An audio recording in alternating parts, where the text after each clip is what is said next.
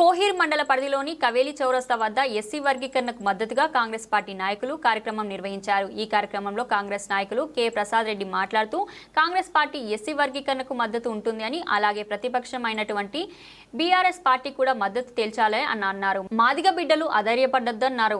అందుకు మద్దతుగాను 100 డప్పులను ఉచితంగా పంపిణీ చేశారు। ఈ కార్యక్రమంలో కాంగ్రెస్ పార్టీ కోహిర్ మండల అధ్యక్షులు రామలింగారెడ్డి, మాజీ జడ్పీటీసీ దిగ్వాల రామదాస్, చింతల్ గట్టు మాజీ సర్పంచ్ మల్లన్న పటేల్, కాంగ్రెస్ నాయకులు తదితరులు పాల్గొన్నారు।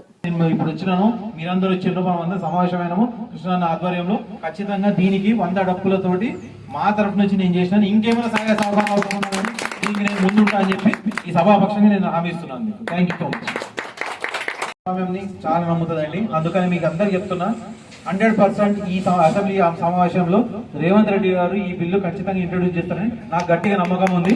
మాదిగందరికి అందరికి కూడా న్యాయం జరుగుతుంది ఈ అసెంబ్లీ సెషన్ లో, కానీ దానికి సపోర్ట్ ఆపోజిషన్ పార్టీ కూడా ఉండాలి। అందుకని మీరందరూ కూడా మీ ఊళ్ళలో ఉండే టీఆర్ఎస్ లీడర్లు కూడా అందరికి హెచ్చరించండి, మీరందరూ కూడా ప్రెజర్ పెట్టండి మీ లీడర్షిప్ మీద।